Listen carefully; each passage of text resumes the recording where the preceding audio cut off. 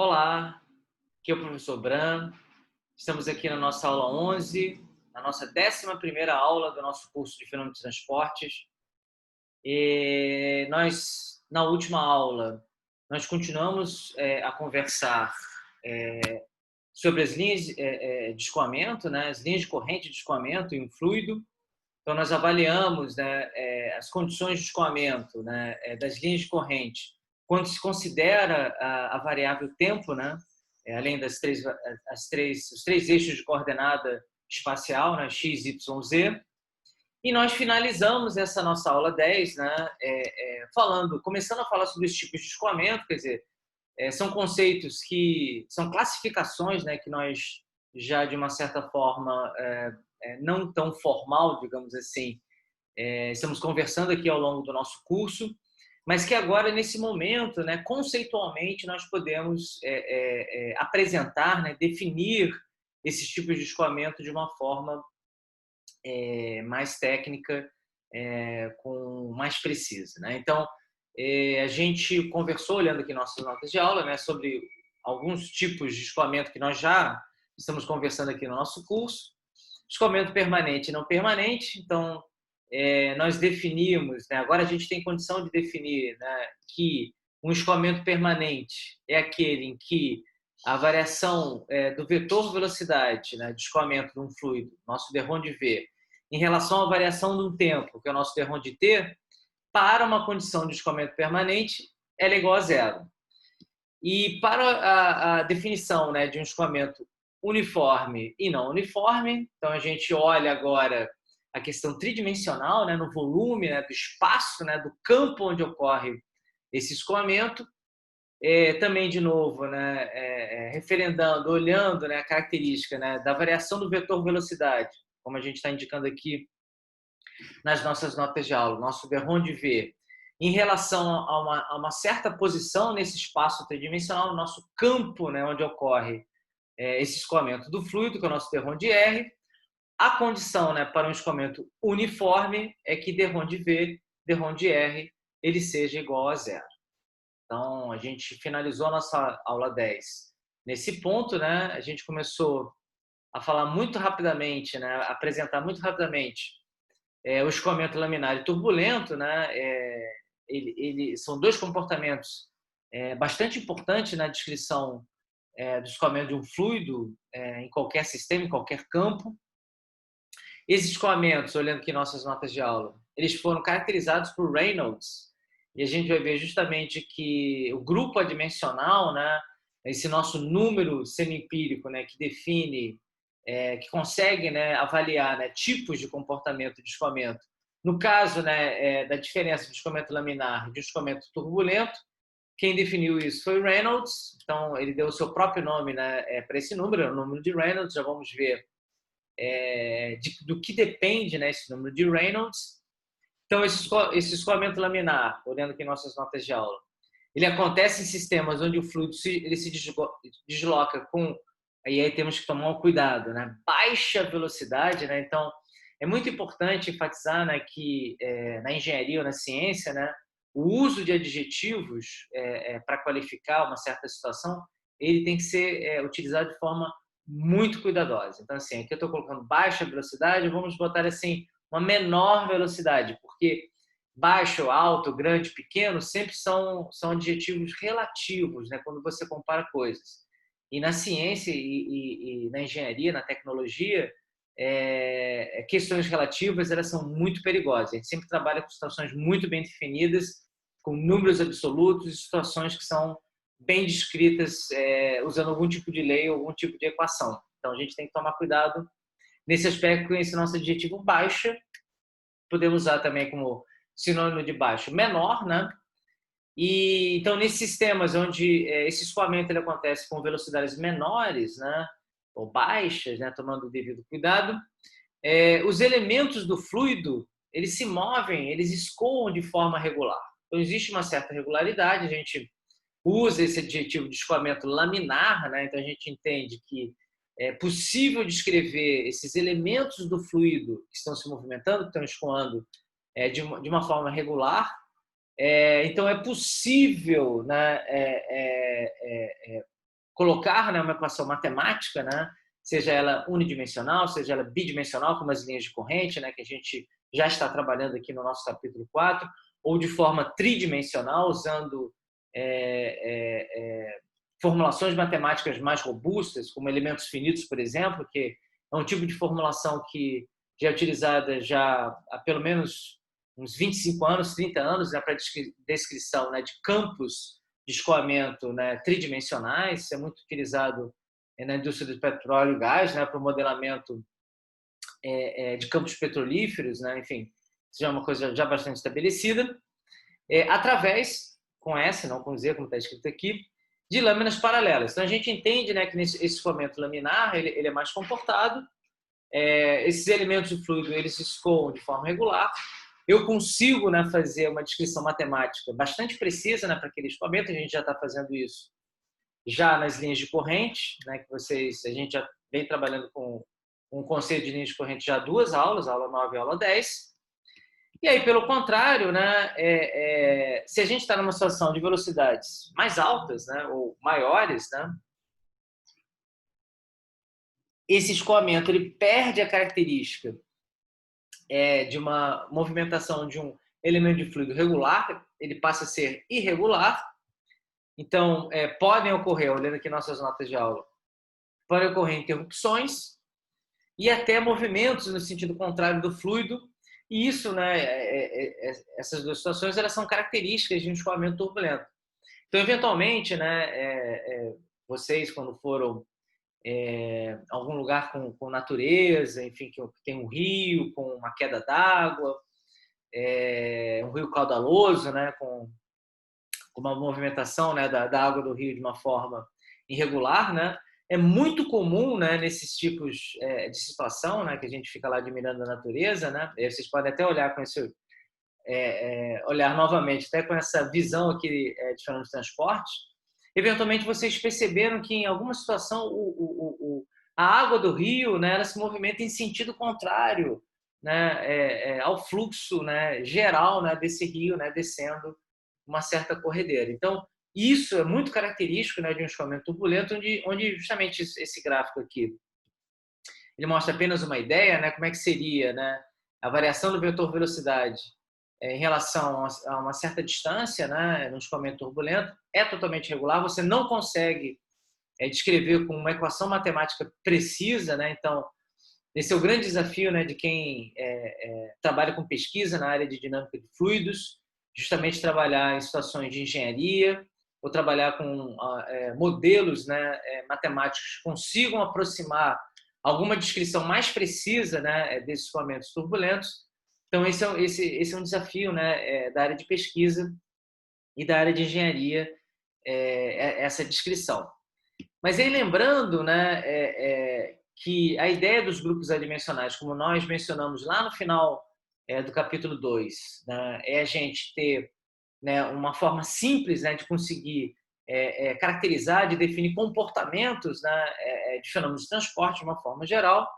Então, a gente volta, né, a esses grupos adimensionais, completando aquela lista que foi apresentada lá no final do capítulo 2. Então, a gente está fechando essa lista aqui no capítulo 4.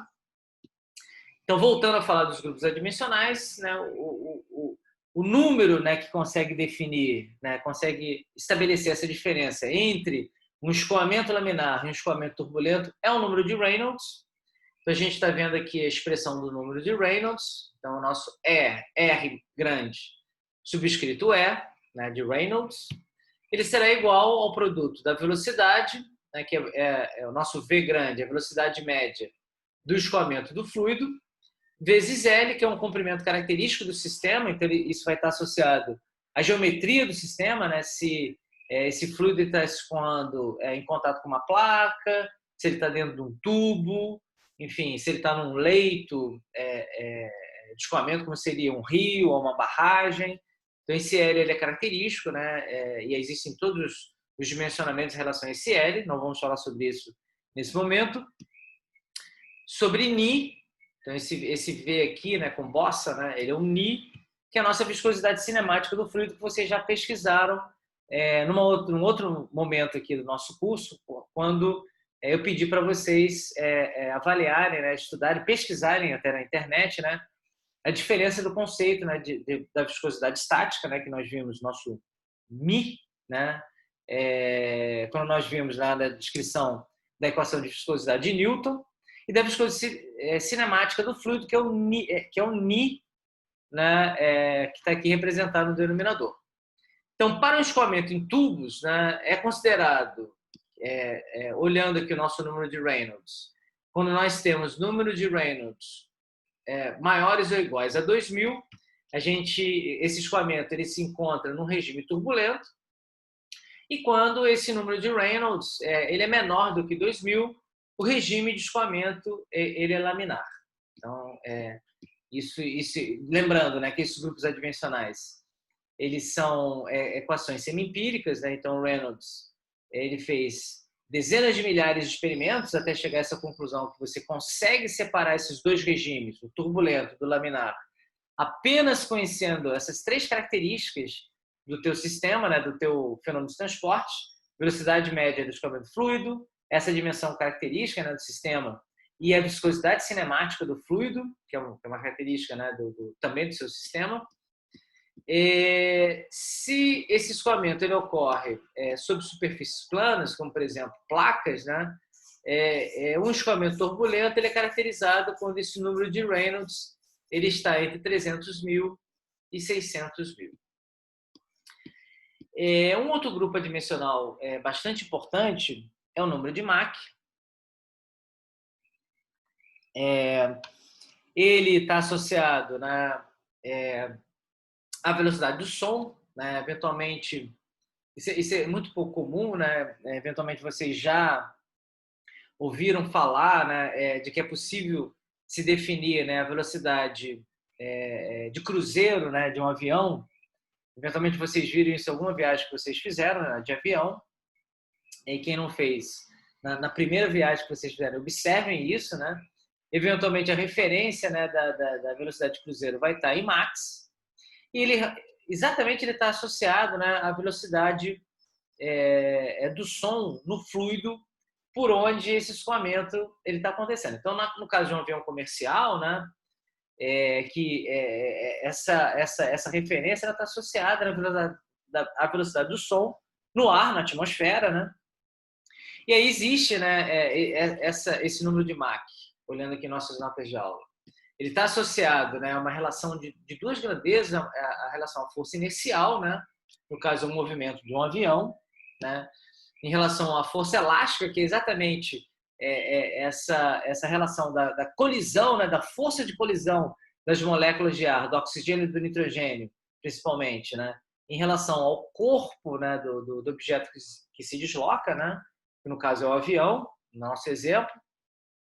E aí existe um efeito que é interessante, né, que eventualmente vocês já ouviram falar ou já até presenciaram, né, em alguma situação que vocês viram, que vocês estivessem em um espaço aberto, é quando esse valor, né, do número de Mach, né, da velocidade do avião, ele supera, né, o valor igual a 1, que a gente chama de romper a barreira do som.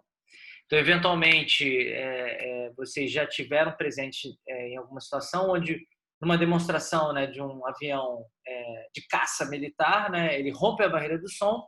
O que você experimenta nesse momento, né, não só o piloto lá que está pilotando, né, o avião de caça, mas nós, né, que também estamos no chão, né, a gente presencia, né, esse rompimento dessa relação da força inicial, né, de deslocamento do avião em relação à força elástica, né, de resistência, né, dessas moléculas do ar no entorno desse avião.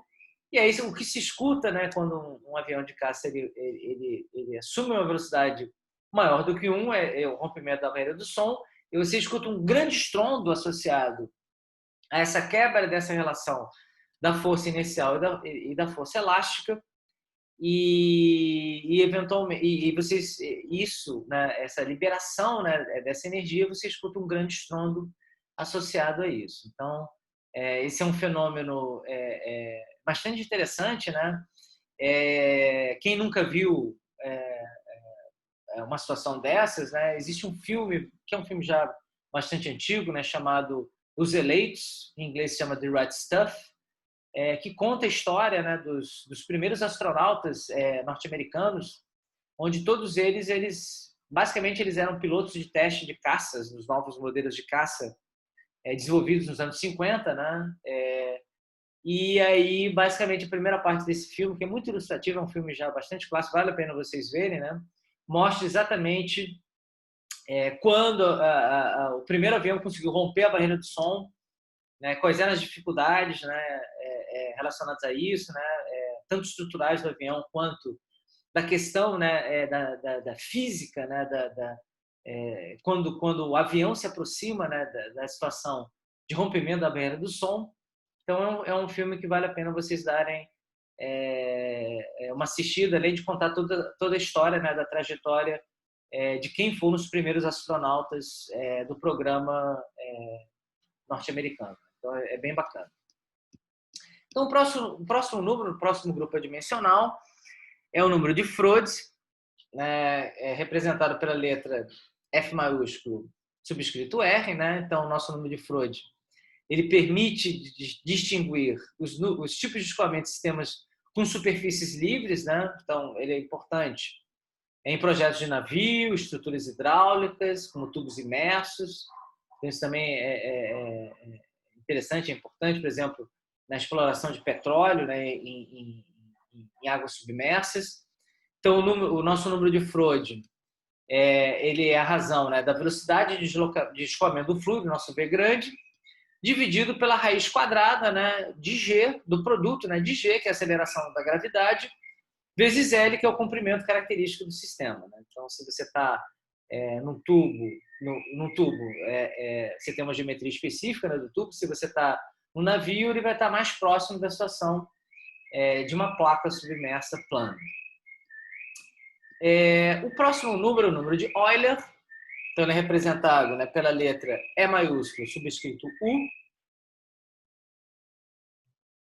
Ela é a razão da pressão P grande, né, exercida pelo fluido, dividido pelo produto ρ, que é a densidade do fluido, vezes a velocidade ao quadrado da velocidade de deslocamento do fluido, de escoamento do fluido.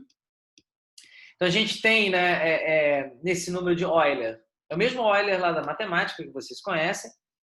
Ele está associado, né, a essa razão, né, da força ou pressão em relação a uma força inercial, né, o nosso ρ vezes v ao quadrado. Isso dá uma sensação, né, de energia cinética, né, de força cinética, né? Então, ele é útil, né, o número de Euler, né, na análise de escoamento de fluidos compressíveis. Por isso que entra essa informação, né, da densidade, né, do fluido, né, densidade volumétrica, que nós já conhecemos, né, e a informação da pressão, né, que é aplicada sobre esse fluido. E, finalmente, né, o número de Weber, que é representado pela letra pelo símbolo, né, W grande subscrito E. Esse grupo adimensional ele é a razão, né, do produto de V ao quadrado, né, onde V é a velocidade de escoamento, de deslocamento do fluido, vezes L, né, que é a dimensão característica do sistema, vezes ρ, que é a densidade do fluido, sobre sigma, que é o nosso sigma aqui, né, que é a tensão superficial do fluido. Então, o número de Weber ele é interessante, ele é importante, né, quando a gente trabalha no dimensionamento, né, em situações onde eu tenha uma interface líquido-líquido ou gás-líquido. Então, a gente já falou um pouco sobre isso lá no capítulo 1, né, quando a gente conversou sobre tensão superficial, né? Então, de novo, a gente volta a esse exemplo aqui, onde eu tenho algum líquido aqui espalhado, né, molhando uma certa superfície sólida. Então, a gente está vendo aqui, né? A gente pode ter uma situação onde um fluido líquido, no caso, nesse exemplo aqui, a água, ele molha toda a superfície, né? Ele, quando esse fluido ele entra em contato, ele se espalha, né, com uma boa molhabilidade, né? Então, a gente comentou, né, que esse ângulo de contato ele é uma característica, né, dessa relação, né, da tensão superficial, né, do sólido em relação ao fluido líquido. E numa situação onde você tem, né, uma tensão superficial muito alta do líquido em relação ao sólido, e o exemplo, né, mais comum é o mercúrio, né, em relação à maioria dos sólidos, madeira, cimento, enfim, essa tendência de molhar ela é minimizada, então, na verdade, o fluido, em vez de ele se espalhar, ele minimiza essa área de contato, ele forma uma gota, só tendo um contato numa pequena área em relação ao sólido. Então, a gente mencionou lá na nossa aula, né, que a tensão superficial é muito importante nessa questão quando a gente fala em sistemas de catalisadores, né, que são usados, por exemplo, na indústria de petróleo, né, para a produção de óleos, né, e seus derivados. Então, o nosso último tópico da aula de hoje, a gente já está caminhando para o final do capítulo 4. Na nossa próxima aula, nós encerraremos o capítulo 4, começando o capítulo 5, né, que é o nosso capítulo mais importante do nosso curso. Então, esse nosso último tópico a gente chama de equilíbrio relativo. A ideia, né, desse equilíbrio relativo, né, a gente olhou isso lá no nosso capítulo 3, quando a gente falou de estática de fluidos, né? Então, nós vimos lá no capítulo 3 que para um fluido ter a condição de um fluido estático, né, um somatório de forças em todas as direções, ela tem que ser igual a zero. Só que nesse caso aqui, né, a gente vai botar uma aceleração, né? Então, a gente vai quebrar esse somatório, né, ele deixará de ser igual a zero, né? E na realidade eu coloco, né, um equilíbrio de forças onde eu tenho uma aceleração linear uniforme. A nossa avaliação aqui desse equilíbrio relativo ela será bidimensional, então a gente vai estar... O exemplo clássico aqui, né, que é desenhado aqui muito esquematicamente, né, é o exemplo, né, de um caminhão basculante, né, com um certo container que ele está carregando, um certo fluido. Então, poderia ser uma sementeira, um caminhão que carrega cimento, por exemplo, né, ou qualquer outro fluido, gasolina também, por exemplo, combustível. E ele está subindo, né, uma certa rampa, né, uma certa estrada, né, subindo a serra, por exemplo, né, e aí justamente, né, olhando aqui o nosso eixo X, né, por onde ele está caminhando, né, no sentido X em relação ao nosso eixo Y, a gente quer avaliar esse equilíbrio de forças em relação ao fluido que está dentro desse tanque, desse container do caminhão, nessa situação de aceleração linear uniforme. Então, a gente considera, né, que o caminhão ele sempre está se deslocando em linha reta, então eu só tenho duas dimensões, x e y. Então, a gente vai avaliar esse equilíbrio de forças nessa situação. Então, nosso exemplo, que é um exemplo bastante clássico, digamos assim, didático, né? Olhando aqui nossas notas de aula, é um caminhão carregando um recipiente aberto, com um fluido líquido, subindo com aceleração constante, um plano inclinado, como a gente está mostrando aqui muito esquematicamente, né? Então, a gente pode avaliar esse equilíbrio de forças de um certo elemento do fluido que está numa profundidade ΔZ, que para nós ela não é muito importante. A gente vai ver que ela não é muito importante. Então, vamos olhar tanto esse equilíbrio de forças na direção X, que é o nosso F grande de X, quanto o nosso equilíbrio de forças na direção Y, que é o nosso F grande de Y. Então, olhando esse equilíbrio, eu vou ter que o produto da pressão na direção X, P de X, vezes ΔY vezes ΔZ, menos a pressão aplicada nesse elemento de fluido, né, dentro lá do meu recipiente aberto, né, do meu basculante, né, no caminhão, na posição P de X mais ΔX vezes ΔY ΔZ, ele será igual à projeção, né, dessa aceleração linear uniforme na direção X, então ele será igual a ρ, que multiplica ΔX, ΔY, ΔZ, vezes a de x, que será a projeção, né, da aceleração na direção x. E aí, olhando também essa nossa força, né, na direção y, então, nesse caso aqui, vai aparecer uma componente, né, de força a mais, que será a força da gravidade, então, que é o que vai diferir, né, o F de y em relação ao F de x.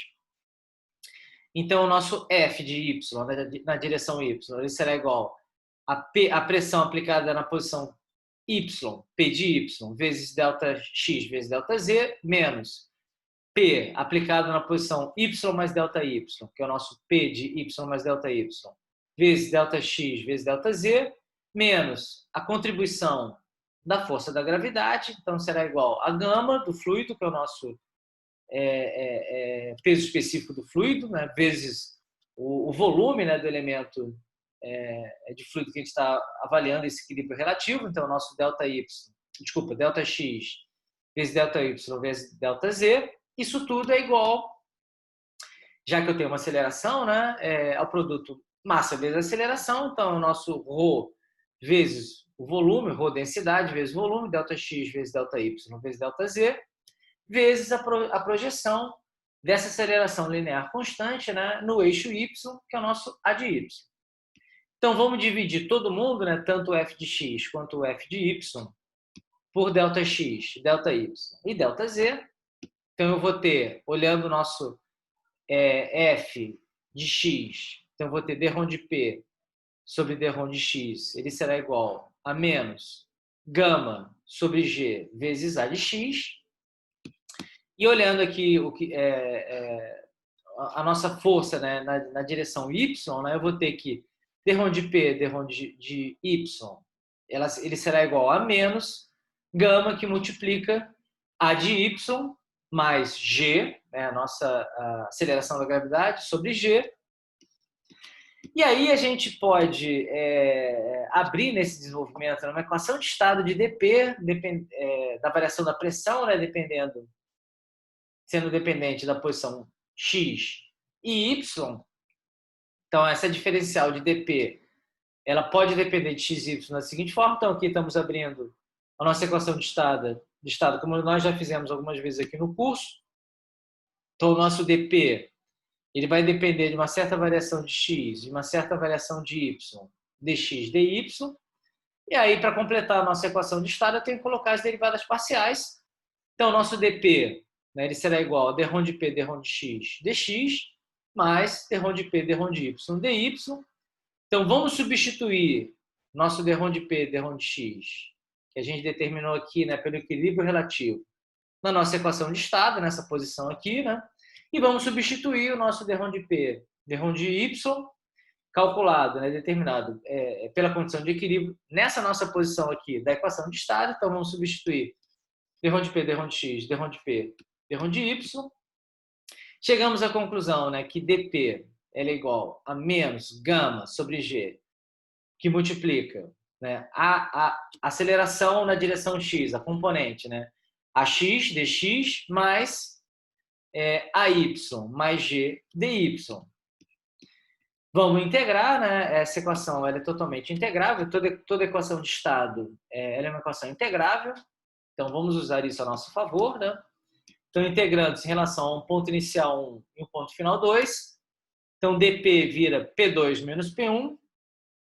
Isso será igual a menos gama sobre G, que multiplica A de X, x2 menos x1, que é o meu dx, né, depois de integrado, né, mais A de Y mais G, que multiplica y2 menos y1, que é o nosso dy, né, que virou y2 menos y1 depois da integração.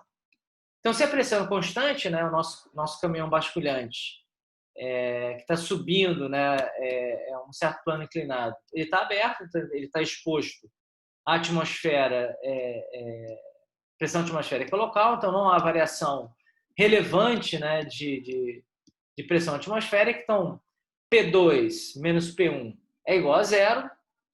Então, essa parte aqui do lado esquerdo da equação, ela fica igual a zero. E aí, rearrumando, né, os termos, eu chego que dy dx é igual a tangente de θ, né, que será o nosso ângulo, né, do nosso plano inclinado, né, que vai definir também o quanto esse fluido, né, dentro da minha caçamba ele vai defletir, né, em relação a esse plano inclinado, ao ângulo do plano inclinado. Isso será igual a menos, né, a razão de A de x dividido por A de y mais g. Então, essa é a nossa equação de equilíbrio estático, equilíbrio relativo, né? Numa situação onde eu tenho, né, a aplicação de uma aceleração linear constante.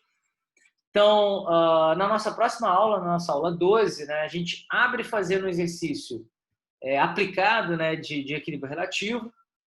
Vamos ver justamente a mesma situação, né, um caminhão se deslocando, né, com um certo valor de aceleração linear, né, e vamos ver como é que essa equação ela é aplicável. Então, lembrando que essa nossa aula ela já se encontra no nosso canal do YouTube. Vocês poderão rever essa aula acompanhando também as notas de aula que vocês têm no arquivo, além da apresentação que nós fazemos aqui. Então, na nossa aula que vem, a gente encerra o capítulo 4 do nosso curso, resolvendo esse exercício, né, aplicado de equilíbrio relativo. E nós começaremos nosso capítulo 5, que é o nosso capítulo mais importante do nosso curso, né, onde a gente coloca, né, os dois pés na dinâmica de fluidos, onde nós começaremos a trabalhar a primeira equação, né, de conservação, que é a nossa equação de conservação de massa. Então, terminamos a aula de hoje. Desejo a vocês um excelente resto de dia para vocês. Nos veremos em breve na nossa aula 12 de fenômenos de transporte. Até lá!